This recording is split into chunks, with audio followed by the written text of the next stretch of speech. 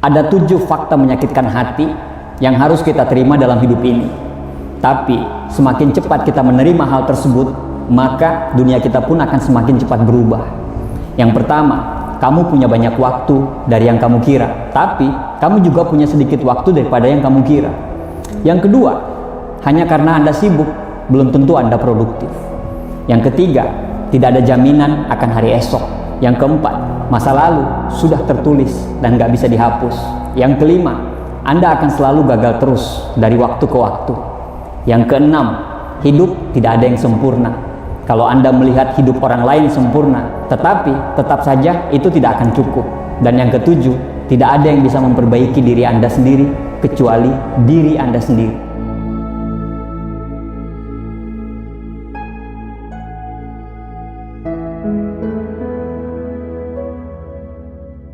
Kita bahas satu persatu. Yang pertama, kamu punya banyak waktu yang kamu kira, tapi kamu juga punya sedikit waktu dari yang kamu kira. Maksudnya begini, ketika kita berkata bahwa kita tidak punya waktu untuk hal-hal yang tidak baik, maka pada saat itu Anda sudah benar. Tetapi ketika Anda mengatakan Anda tidak punya waktu untuk hal-hal yang harusnya menjadi prioritas, berarti hal tersebut adalah hal yang keliru. Contohnya, ketika Anda mengatakan bahwa Anda tidak punya waktu untuk olahraga, berarti kesehatan dan kebugaran Anda bukan hal yang prioritas. Ketika Anda mengatakan bahwa Anda tidak punya waktu untuk anak-anak Anda, berarti keluarga adalah bukan prioritas Anda. Dan ketika Anda mengatakan tidak ada waktu untuk melakukan hal yang spesial buat pasangan Anda, berarti hubungan cinta Anda dengan istri Anda atau pasangan Anda berarti bukan hal yang prioritas. Padahal dalam hidup ini, kesehatan, waktu untuk keluarga, dan menjaga keharmonisan antara pasangan suami istri dan pasangan kita adalah hal yang utama, dan itu adalah hal yang penting. Dan bisa-bisanya Anda mengatakan bahwa Anda tidak punya waktu untuk hal tersebut. Semua manusia diciptakan dengan waktu yang sama setiap harinya. Yang membedakan adalah umur di tiap manusia tersebut. Nah, ada versi kedua. Ketika Anda mengatakan Anda punya banyak waktu, sehingga muncul kata-kata santai aja, masih banyak waktu kok, besok aja, lain kali aja, dan kata-kata yang hanya mengaburkan kemalasan Anda. Sebenarnya Anda lagi mempermainkan waktu yang hanya sementara di dunia ini. Apa yang sudah Anda kerjakan untuk menghasilkan karya terbaik untuk diri Anda? Sudah sejauh apa yang Anda usahakan untuk mengejar impian-impian Anda? Ketahuilah, waktumu itu lebih sedikit daripada apa yang kamu kira. Kesimpulannya adalah, bagaimana Anda menghabiskan waktu Anda dengan bijak adalah pilihan hidup masing-masing. Jadi, habiskanlah waktu Anda dengan bijak. Waktu itu gratis, tapi harganya tidak ternilai. Anda tidak bisa kembali ke 2020 untuk memperbaiki segala macam kegagalan Anda, walaupun Anda bayar 1000 triliun sekalipun. Tapi waktu yang ada di depan Anda masih sangat gratis, dan Anda harus memanfaatkan waktu tersebut. Yang kedua, hanya karena kamu sibuk, belum tentu kamu produktif. Kelihatan sibuk, tapi tidak menghasilkan apa-apa. Tidak punya banyak waktu, tapi tidak ada karya yang bisa dibanggakan. Pernah ketemu dengan orang seperti ini? Atau mungkin Anda orangnya? Anda bangga betapa hebatnya Anda dalam melakukan banyak hal, dan Anda bisa mengerjakan semua hal, bahkan secara bersamaan. Anda mengaku orang yang multitasking. Sebenarnya itu yang membuat Anda tidak produktif. Semua Anda ingin kerjakan tanpa ada pengelompokan mana yang harus diprioritaskan. Kesimpulannya, harus ada prioritas kerja. Ketika Anda ingin mengerjakan semua secara bersamaan, nantinya Anda akan stres dan capek. Kalau udah capek, tidak ada yang maksimal dan akan membuka peluang sebuah kesalahan. Jadi, saran saya, coba Anda kelompokkan tugas serupa itu menjadi satu. Punya banyak email yang perlu dikirim, lakukan semuanya sekaligus.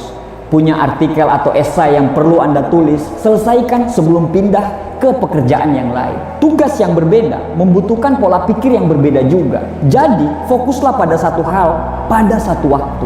Karena kesibukan tidak menjamin Anda untuk melakukan sesuatu itu secara bermanfaat. Mungkin kesibukan tersebut hanya sia-sia belaka. Yang ketiga, tidak ada jaminan bahwa besok itu akan datang. Ini kenyataan pahit yang harus kita terima. Siapa yang bisa menjamin hari esok? Steve Jobs pernah bercerita. Dia bercerita cukup panjang mengenai kematian. Dia mengutarakan itu di depan para wisudawan Universitas Stanford, United States. Menurut Steve Jobs, kematian bisa jadi suatu pencapaian terbaik dalam hidup. Dan jangan menyia-nyiakan waktu yang terbatas dengan bergantung pada kehidupan orang lain. Dia melanjutkan, mengingat saya ini akan segera mati, merupakan hal yang paling penting dalam hidup saya untuk membuat pilihan-pilihan besar dalam hidup saya. Tidak ada yang mau mati. Bahkan orang-orang yang ingin masuk surga pun ingin supaya bisa panjang umur. Namun, kematian adalah tujuan yang harus kita hadapi semuanya. Tidak ada satupun yang bisa lolos daripada kematian. Jadi, ingatlah bahwa besok tidak akan bisa kita jamin. Kecelakaan lalu lintas, serangan jantung, tindak kekerasan memang akan terjadi. Hiduplah di masa sekarang dan ambil tindakan hari ini, karena disitulah kemajuan hidupmu bisa terjadi. Yang keempat, masa lalu itu sudah ditulis dan tidak bisa dihapus. Pernahkah Anda melakukan kesalahan yang begitu monumental sehingga Anda berharap bisa kembali ke masa yang lalu itu dan bisa memperbaiki semuanya? Memang saya, Anda, dan saya yakin semua orang akan berpikiran yang sama. Saya tahu Anda mungkin akan terasa sangat menyesal. Tetapi menyalahkan diri sendiri atas sesuatu yang sudah kita lakukan tidak ada gunanya sama sekali. Alihkan perhatian kita ke masa yang sekarang, di mana kita dapat mengendalikan hidup kita dan kita bisa melangkah maju ke arah masa depan yang lebih baik.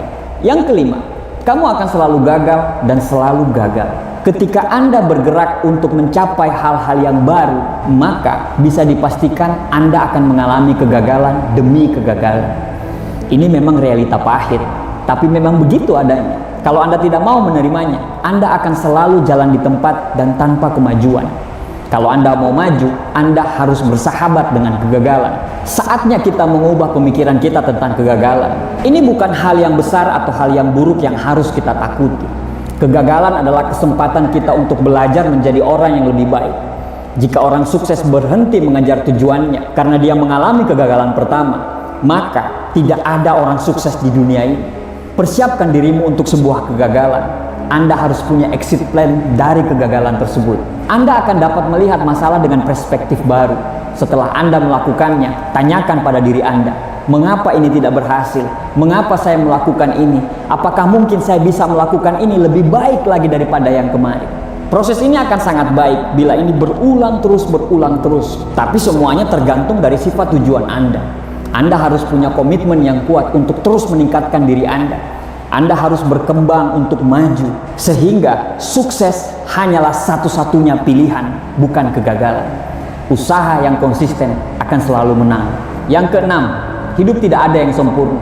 Kalau Anda melihat hidup orang lain sempurna, pasti ada aja yang tidak cukup. Banyak sekali orang tidak berhasil dalam hidupnya karena mereka menunggu kondisi menjadi sempurna. Mereka menunggu matahari yang bersinar, suhu yang normal, semua bintang bisa bersinar secara sejajar, dan kemudian melihat tanda untuk menyuruh mereka untuk melakukan sesuatu. Mereka menunggu datangnya peluang yang cocok untuk diri mereka, rekan kerja yang satu frekuensi, terus mereka berharap bisa melakukannya secara sempurna. Di sini saya harus memberitahu Anda bahwa hal itu tidak akan pernah terjadi. Kondisi tidak akan pernah menjadi sempurna. Semua hal tidak akan pernah selaras. Dan selalu ada alasan untuk menunda melakukan sesuatu. Harusnya dilakukan sekarang, ditunda di lain waktu. Tidak ada waktu yang tepat untuk melakukan sesuatu. Tidak ada hidup yang sempurna. Lakukan apa yang ingin Anda lakukan. Dan jangan menunggu semuanya menjadi sempurna. Karena sempurna itu fata morgana. Yang ketujuh, tidak akan ada yang bisa memperbaiki diri Anda kecuali Anda sendiri. Jika Anda menunggu seorang kesatria berbaju zirah untuk masuk ke dalam kehidupan Anda dan untuk menyembuhkan patah hati Anda, berarti Anda akan menunggu selamanya. Satu-satunya orang yang dapat membantu Anda adalah diri Anda sendiri. Berbahagialah untuk orang lain dalam kehidupan Anda, tetapi jangan bergantung pada mereka untuk kebahagiaan kita. Karena tidak ada bahagia kecuali kita sendiri yang menciptakan kebahagiaan tersebut. Itulah 7 kenyataan pahit yang harus kita terima agar hidup kita berubah ke arah yang lebih baik. Semoga bermanfaat. Terima kasih.